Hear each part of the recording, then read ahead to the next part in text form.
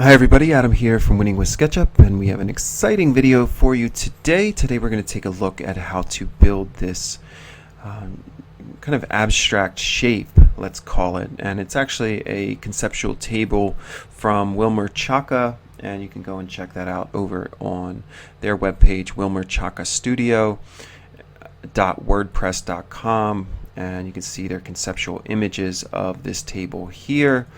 And I want to be really careful with this. We're going to teach you how to model this and use it as an exercise for this shape, but please respect the intellectual property of Wilmer Chaka. And even though we know how to build this table, doesn't mean that we should actually build this table. So just with that being said, let's take a look here at some of the images on the website and really quick talk about the shape of the table. We need to look overall at the form when we're thinking about how to create something like this. And when I'm looking at this, the first thing I notice is that we're tapering from top to bottom. So the table glass is being supported by a wider kind of form at the top, and it's a little narrower at the bottom, but it's balanced in a way that it's sitting nice and true and solid. I'm sure it's also tapering to leave room for your chairs and legs and things along those lines. So it also looks like it tapers in the belly of the shape. So I'd say it flares out on both ends, kind of like a bow tie, and gets a little narrower in the center. So the other thing I'm looking at here is we also have kind of this inner profile area, which is different than the outer profile. So it's not like we can just create one outer skin and then offset or joint push pull that or something. We're going to have to build this in two pieces, which is the only way that I can see going about creating this. At least for as far as lofting goes, we could do this in one kind of quad modeling longhand method, but we're going to use some Curviloft and some Sub-D and really break this down on how to create this. So this is also in kind of say building on some of the discussion that was going on over on Facebook, particularly the Google Sketchup Facebook page. So shout out to Dwayne Kemp. He's the fellow that runs that over there, and he runs Kemp Productions too, I believe. So you can check out his Facebook page. He put out a tutorial on how to use Curviloft to create this table. And it's a very viable solution. It's kind of a quick and dirty way to do this. I have been asked to expand upon that a little bit and show how I did it using subdivision techniques and quad modeling. And I'm going to do actually, honestly, a very similar thing to what Dwayne did over there. I'm just going to take it one step further, and we're going to build a nice, clean, unified mesh, which could be used then for unwrapping, texture painting, and something like Substance, or 3D printing. Not that I'm recommending that you 3D print this, because it is somebody else's intellectual property. So with that being said, let's again just look at this as an abstract form and how we would go about creating a form like this in SketchUp. So these are the renders that I created here. You can see those over on the Facebook page as well. And these are the images from the website, so we can look at the comparison side by side. And I got pretty close, not 100% perfect. I took some artistic liberty here and there and just kind of improvised, especially on this version here. I built freehand. I didn't even use Curviloft at all. I did everything with just quad modeling, moving edge loops, moving verts around, and keeping things clean and symmetrical was the key to doing this version here. And this is the version that I built with Curviloft, and this is what I'm going to show you how to do. So we're going to use Curviloft. We're going to use Sub-D, but you can also get away for subdivision using Subdivide and Smooth or using Artisan. They would both do the exact same thing.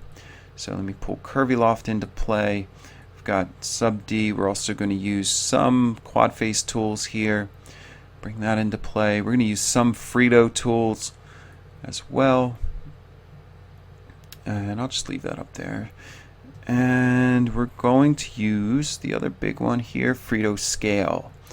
So I'd recommend that you have those. Also wanted to mention before we get started that this is an intermediate to advanced course. So if you're a beginner at SketchUp, this is going to be over your head. Please just maybe get some more practice and then bookmark it and come back to it.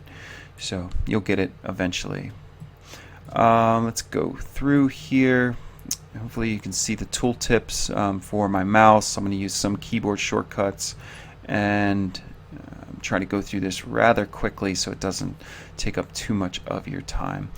Okay, so the first thing we need to do is we need to start looking at the profile here.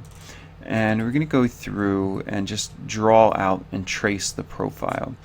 But the difference is we want to trace this profile in a way that has subdivision in mind.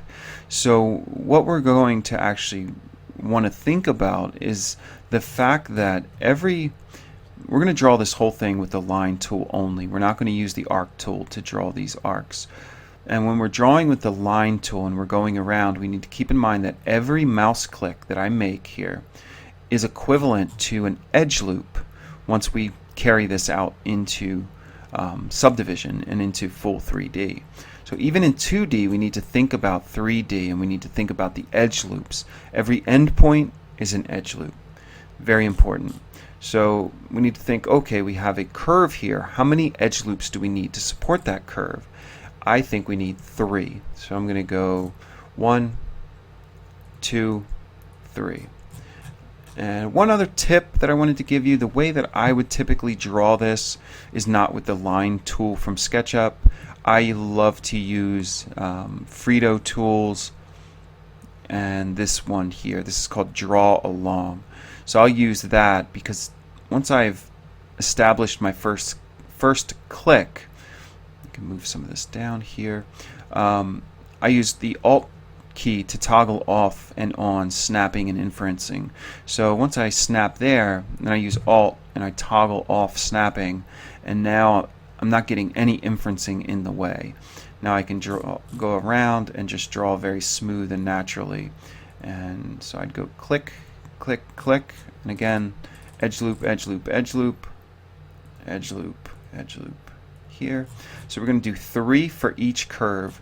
And there's a total of 6 curves in this, again, abstract shape. So altogether, we should finish with 18 edges overall. So we have 3 here. Come down here, and we'll do 1 at the start of the curve, 1 at the middle of the curve, 1 at the end of the curve. We'll come up here, same thing, 1 at the start, 1 at the middle, 1 at the end. Down here, start, middle, and end. So something like that. And maybe move this endpoint here. Just use vertex tools and snap that endpoint to there. And at this point I can go through, maybe even use vertex tools, move some of these endpoints around. You just want to make sure that you're keeping everything flat as you're coming around. So it's really important that this close, and for whatever reason it did not close, so it lets me believe there's an open end somewhere, and if that's the case, I'll usually use edge tools from TomTom and go gap inspector, and I don't see one here, so I'm going to try to make faces, and looks like everything's good. We were able to make that face. So our first profile is done. Looks a little narrow in here. I'm going to grab this one endpoint and just pull this over, kind of thicken up this here, and that will change when we subdivide that. So we could put another edge loop in here, but we'll wait and see if we actually need it. So we've got our edges there. Let's count them. We said it should be 18, and it indeed is. Now what we're going to do here, we're going to want to offset this, and we're going to get our thickness here. Come in, I'll delete that center. Just double check. We want to make sure that we have 18 edges here as well, and for whatever reason we do not. So we have some overlap here, so we want to undo this and go back. I don't want to offset this too far because we don't want to change the number of edges in the inner profile and the outer profile. So let's triple click on this again. It should be 18 and 18. Actually, it needs to be 18 and 18 for this to work for subdivision. And at this point, if we wanted to thicken it up, we could get in and manually thicken it up. We could make that into, we could also scale this just a little bit from center. Kind of play with the verts. Kind of move some things around.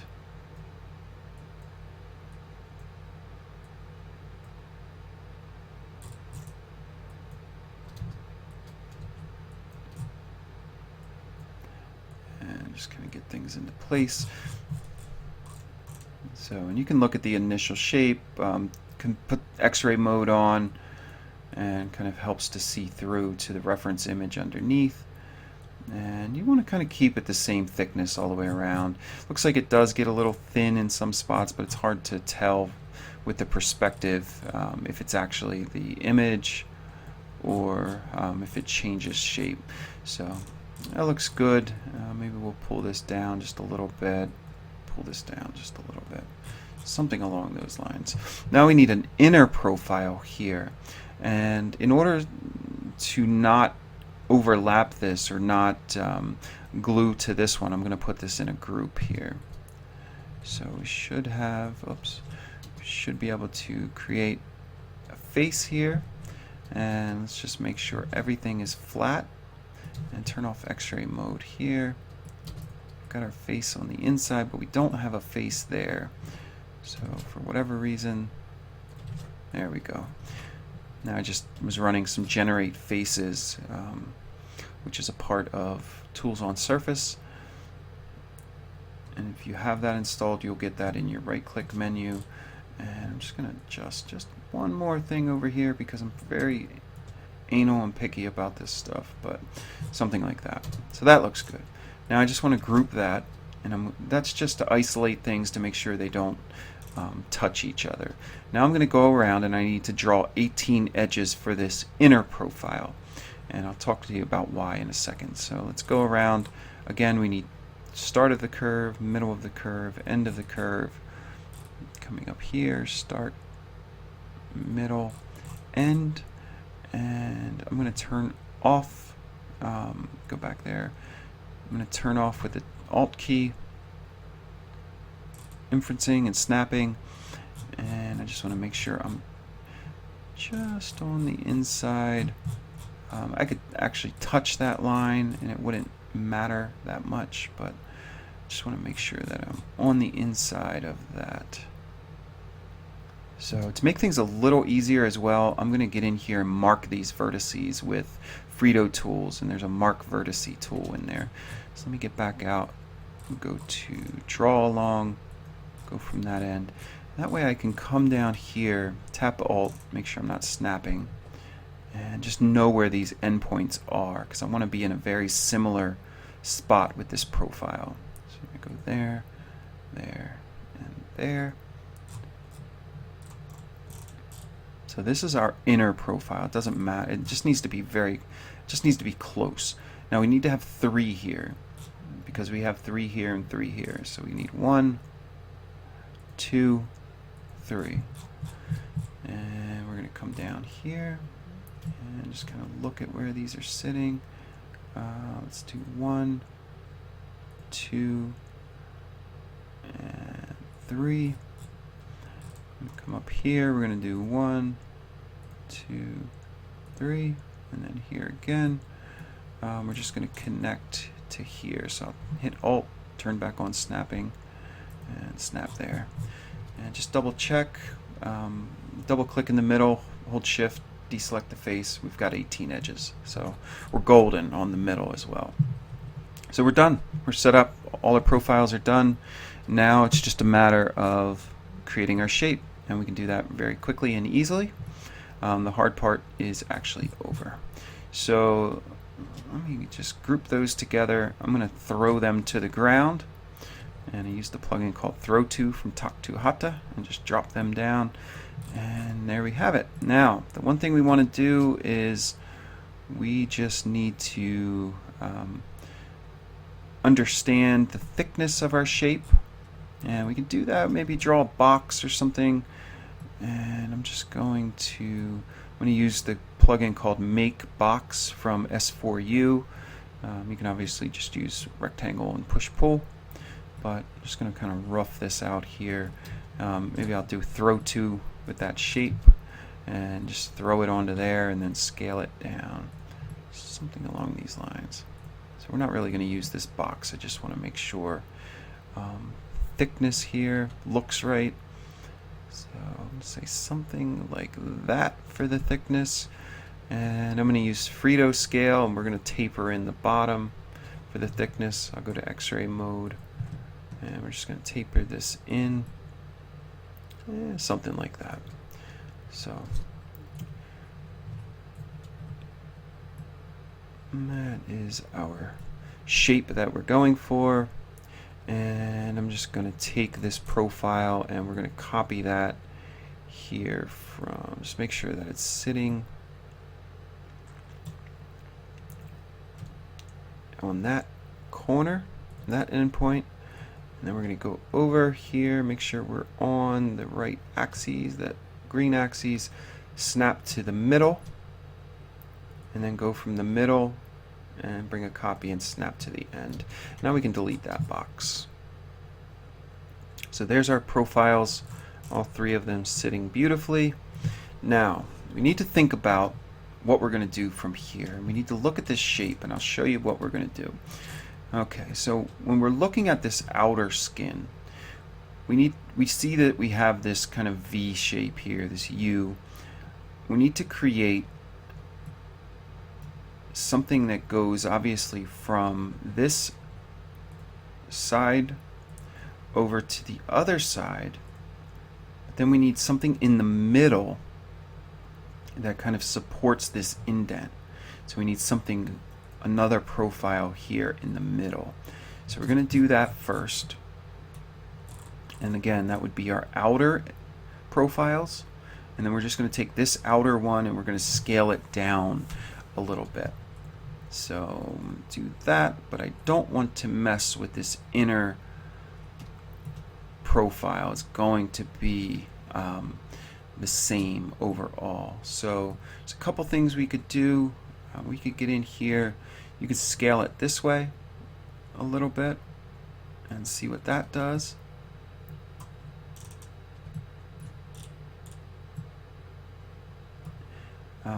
If you scale it down, you can see that we're getting a little bit of a weird overlap in there. We don't really want to do that. Make sure that the center edge, we can move this down. Something along those lines. This is really tight up in here. I just want to maybe space these out just a tad here. It's good to use the gizmo whenever you can to make sure you keep everything on the same plane. So it's still a little tight, but something along those lines. So I don't know if that's quite enough to come all the way in there like that. And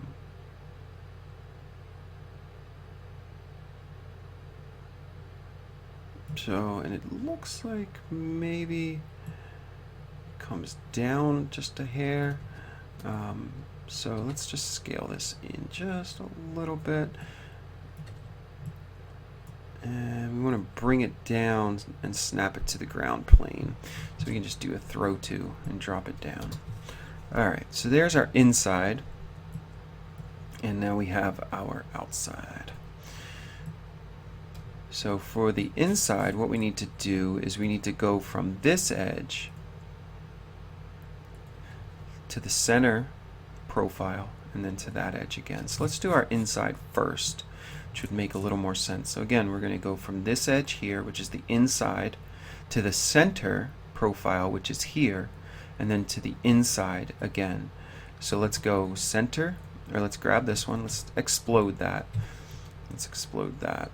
And just make sure they're not overlapping. Okay, we're good. Explode that. And explode that. Make sure they're not overlapping, and they are on that one. So I want to be really careful. Because if I triple click that center. Okay. So for this one, again, we're going to go from the inside. So let's just grab that. And let's maybe make a face here, make a face here. Now we can double click, and then deselect those. So now we have those selected, and now we can grab, triple click the center. So there we go. Now we have what we need for that. Let's run our Curviloft. Let that go through, and the one thing we want to do is take our segments down to 2. Take our segments down to 2. And again, we want to keep this low poly because we're going to subdivide it. So there we go. We got that. Looks good. Perfect. Everything looks perfect, actually. It looks really good. Okay, so now we need to go from this outer skin here. So let me just delete that face there, delete that face there, and delete, we can explode that, delete that face there. So now I should be able to just triple click, and triple click. So there, now we have all of our exterior edges selected. Run that again, and again we're going to drop this down to 2. Say OK, accept that, and we are good. It looks beautiful. Perfect. Alright, so now let's grab our inside and our outside, and let's just kind of move them over here, and let's group them together. Get inside the group, explode them down, and we can run some plugins and generate some faces here. We could select all of those. They should be planar to each other. We can select the inside and the outside. I like to use this make face from S4U. That'll go in and create that. And we can select inside and outside, run that, and then just delete the middle. So there we go. We have our shape overall. And there's a couple issues with it. We've got obviously no tapering yet. So we're going to taper that. But for now, let's just turn on sub D and see what happens. Ooh, looks bad. Looks really bad. What did we do? Alright, so let's fix this. Let's undo it. What did we do? Let's turn on hidden geometry. Well, we have this face here, and that's not a quad. So sub D went through and tried to subdivide it for us, but it's not as smart as we are. So we should subdivide it for sub D. And we're going to use the plugin Split Tools. Let's bring that into play. And let's get Frito Tools out of here. Let's bring Quad Face Tools up here. Get back in your house. And let's do Split Donut from Split Tools. And that'll go through and close all of those connections and make all quads. Now let's run sub D again, and looks much better. Turn off hidden geometry. We can see that looks really good. Now with, I guess I'll bring you back out. Let's use quad face tools, and let's activate this select tool. Turn off hidden geometry, and we can see that it's actually showing us now the quads when we're subdivided. So let's turn off sub D, and with the select tool here showing all the quads. Now if we hit the space bar and bring up the Sketchup select tool, they go away. Quad face tools select tool brings back our quads. Sketchup select tool makes them go away. So make sure we're on quad face select tools, and then we're going to want to hit this button here, unsmooth quads. Now we can hit Sketchup and they all stay there. Beautiful. Now let's run sub D again. Now we can see with sub D activated that we have our edge loops. And it's showing our edge loops. If we wanted to see what it looks like with all of the subdivision, we can just tap this select tool again. And now we can see all of the subdivision as we go up in our levels. So we turn up sub D here, one level up, and it's going through. It takes a little longer sometimes when you have quad face tools, but you can see now it's showing them. Again, if we go to Sketchup select tool, they go away.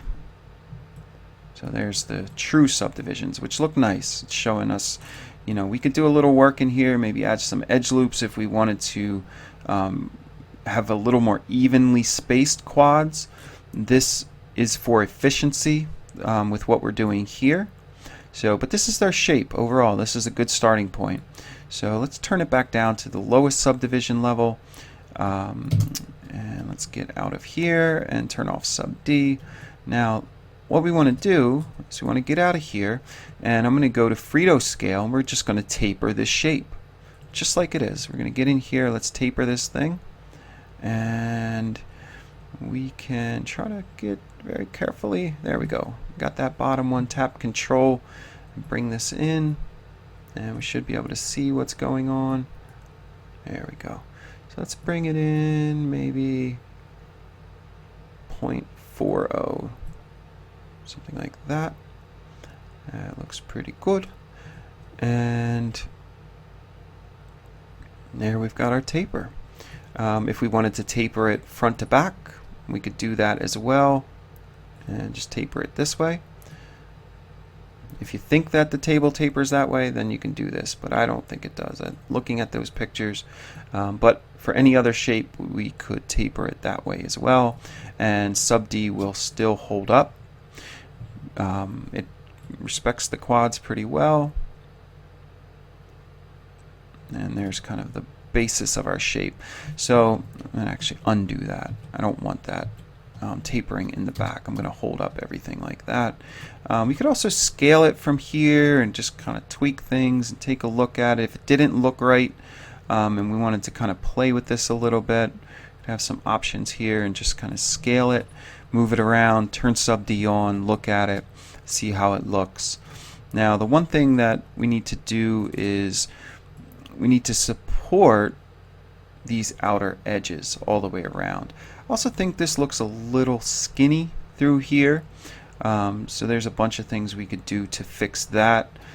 Primarily what I would do is to use, let's see, we could go select these 4 edges and then do a ring selection with quad face tools and then call vertex tools. Now with vertex tools we can hold shift and scale it, and that'll make it a little bit fatter in some areas, not, but and then we could go through, maybe select some edges like this, call vertex tools, or select some faces, call vertex tools, and tweak this wherever we wanted it to be, maybe a little thicker. We can go through here and play with some of these edges. If, let's say, we wanted this to be a little more defined, we could do an edge loop here, grab the center, do an edge loop there, and call vertex tools, and you can maybe scale that in just a little bit like that. And you'd want to test it, see what that looks like. I think it looks a little bit weird. Kind of lost our flow there. But something along those lines. I mean, you could just do the outside, grab an edge loop, shrink that in. You could do a soft selection on that and see what you could get away with. Let's say, I don't know the scale here, 16, 18, something like that. And it's pulling the inside, so that won't work. But actually go back to 0 and just scale this in just a little bit, holding shift, and then you would want to maybe grab that one, scale those in just a little bit, holding shift, and a little less than that one, just so you're keeping that same shape, but you're still, it's a little more pronounced overall. And that looks pretty good. Now let's support these edges, and what I like to do is do this while in sub D mode. So I'm already in subdivision mode. Now I'm going to go and grab that edge, hold shift, grab or control, and grab that edge, spin around, and just grab two on this side. It doesn't matter where they are. And then we're going to do select loop, and now we're going to call the crease tool, and we'll crease that, and maybe bring that up to somewhere low 90s.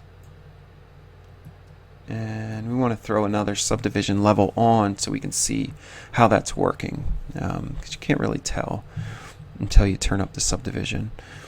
So let's turn that there, and that looks a lot better. We always want to turn on use sun for shading, and we can play with kind of the shading here and try to catch the highlights and see what's happening. We can also turn off our edges here and take a look at it, see how that looks.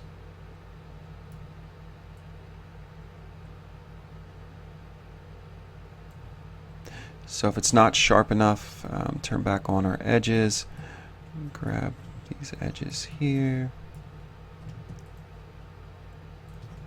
do another edge loop, and then call your crease tool, and let's go up a little bit higher, maybe 99.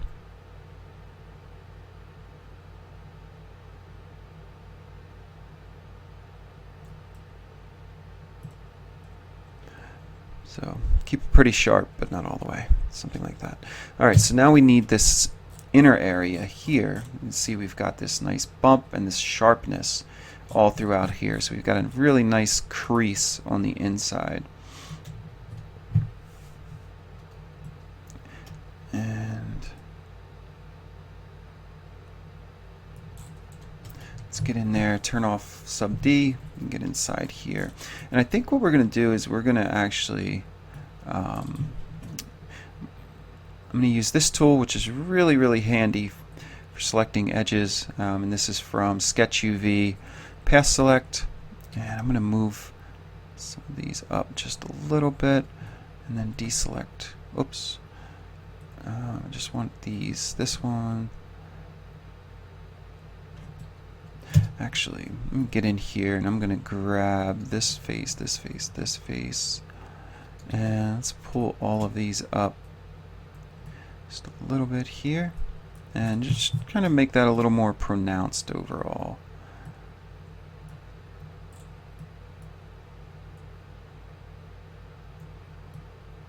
Maybe even up like that.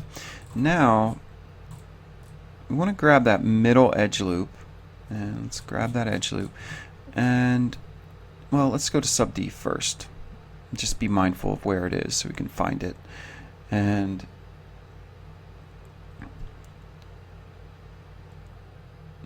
there we go. Grab that center edge loop. And let's turn on creasing and watch what happens.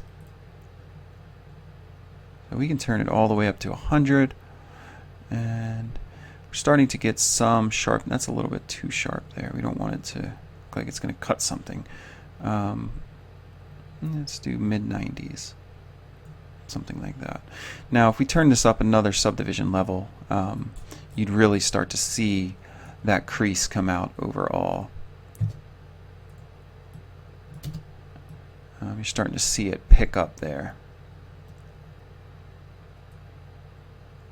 Play with the shading. Now, if we really wanted it to be a little more pronounced, what I would do is probably add a set of edge loops in there on either side of it. Now, the way that I would go about doing this is using the offset loop tool. So what we would do is go select an edge loop on the center, and I have a keyboard shortcutted, but I think it's here in quad face tools, offset loop, and then I would tap control and bring an edge loop out on either side, and that'll help a little bit to sharpen that up. You could even go vertex tools and scale that holding shift just a little tiny bit, and watch what happens when we subdivide this now.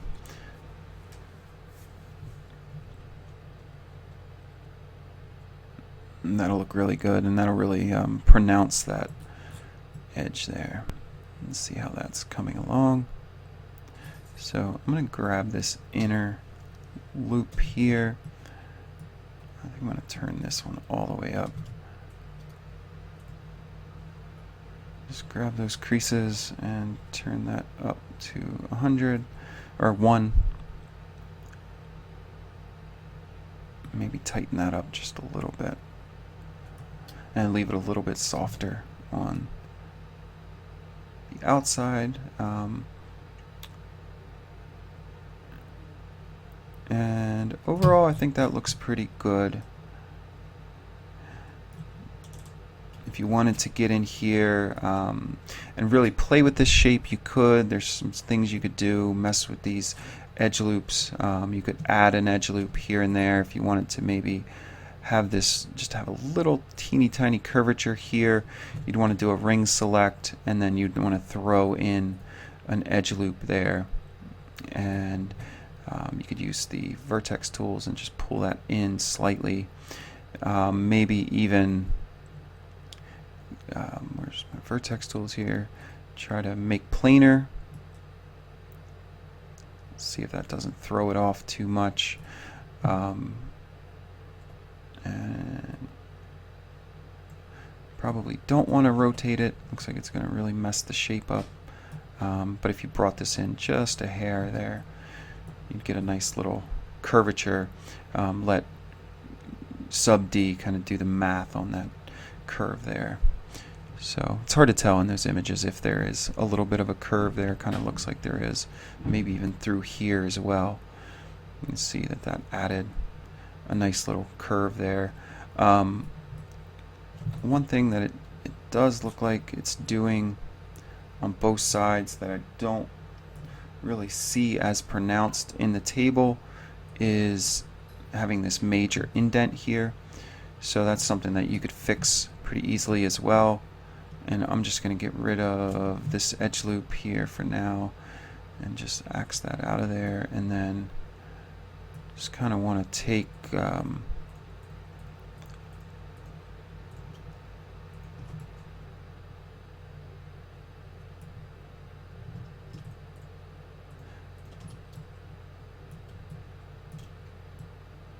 maybe take this edge loop here, let me see, and go vertex tools and see about making that planar. You can also use edge tools to do this quite a bit.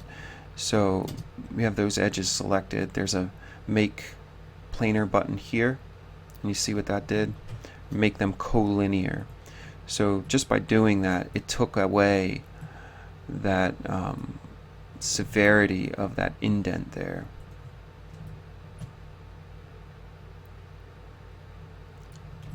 Which looks a little more like what's actually going on. So let's do make collinear. And you can probably do the same here. And do the same here.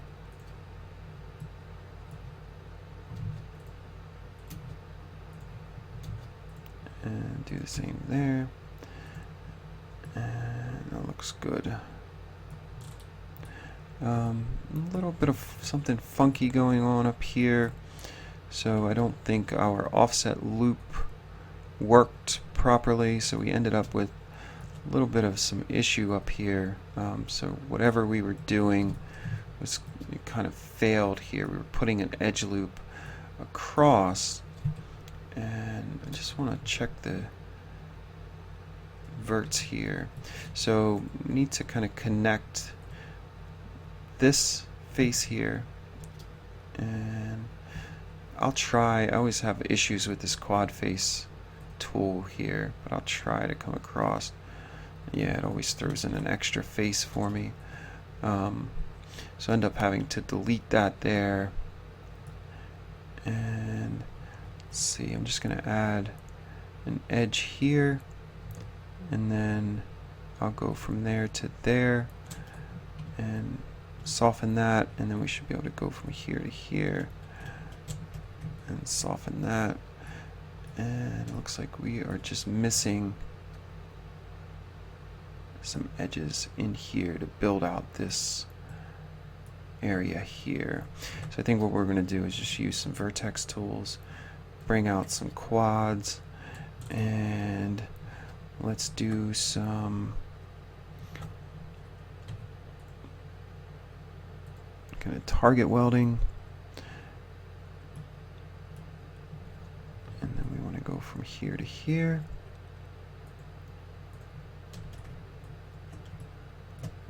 Now I should be able to just close it off here, and I think we're missing just an edge here.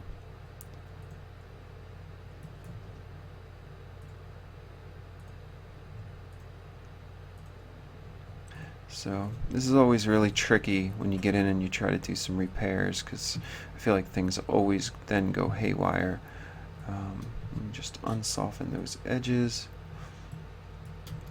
And just, I'm going to run a quick convert here, and just kind of make sure on all of these. And I can test it by just trying to select an edge loop here and making sure that it goes through. That's how I know the quads are rebuilt properly. Alright, and I can do a ring selection here, and that goes through, that goes through. Okay, looks like we're good on there. So we've kind of fixed that bottom area.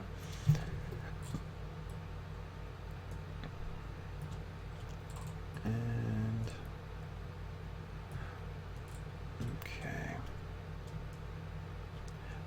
so we've kind of straightened out some things there, tweaked our shape a little bit, and let's just test it one final time.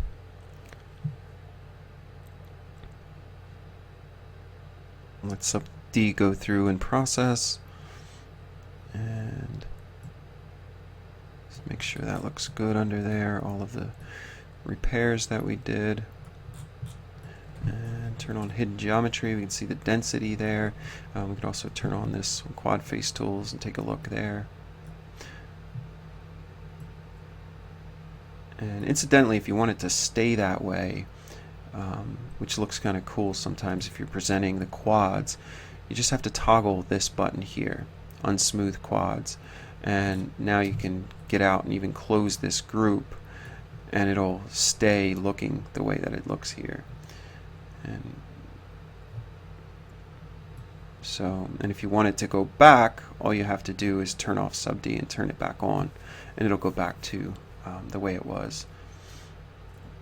I'll show you that there. Turn it off, turn it back on, and now we're right back to the way that it was.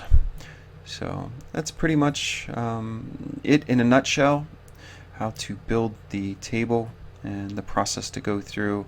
Again, you can use those techniques, grab edge loops, adjust things with vertex tools, use Frito scale taper to taper things if you want to tweak them. But let's grab this from the side and maybe pick this up here. Let's do a throw to and throw it over there, and just set it kind of up next to our reference, and we can see that overall we got pretty close, I think. The one last thing I did want to mention was, before we end this, was texturing. So if you're new to sub D or you haven't really watched any of the other videos, you want to make sure that you texture, or you don't want to, when you're using sub D, you don't want to do anything while it's in the subdivision level. You want to make all the adjustments while it's in the low poly mode.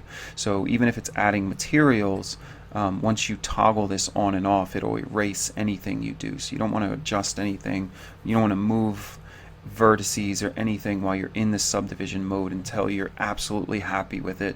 Then you can explode it, move things, do whatever you want, sculpt things. But while it's in still active kind of modeling creation mode, you want to make sure that you do everything in the lowest subdivision level here. So just looking at some things here that look a little weird.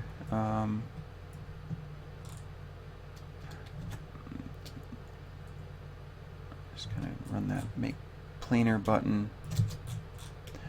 So if I wanted to go ahead and texture this, what I would do is just grab a material. I'm going to grab an off-white here, and we'll do the outside. And another little tip is that you can actually texture with, or you can actually select with the quad face tools, select edge loops. So I can select two faces, run select edge loops, and I can actually texture that. So we're texturing the outside. It's hard to see, so I'm going to actually add a little bit of funky color to this so we can see what's going on. Make sure we're in texture mode. And I just want to do native SketchUp. And let me turn this off here. There we go. Now I should be able to just select without, I could soften this and do this as well, but kind of quicker to go through and do it this way. And I'm just selecting two faces, and then I'm doing select edge loop here. And it's selecting a loop of faces, which is very, very convenient.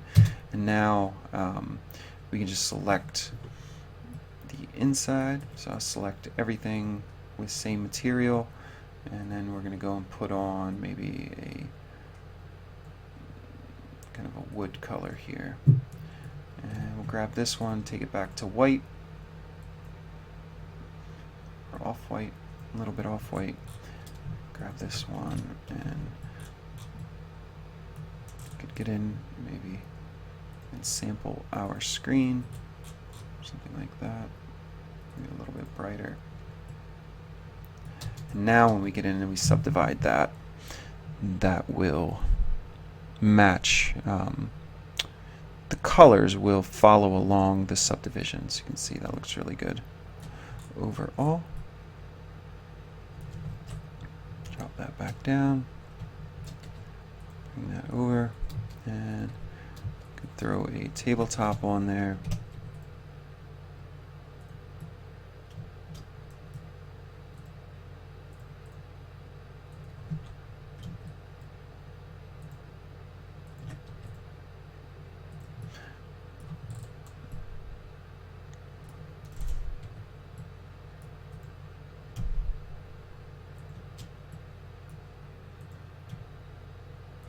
There we go, something along those lines.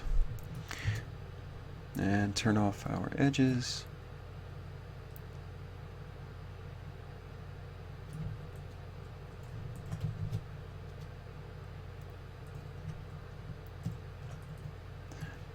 And we can see what we have here.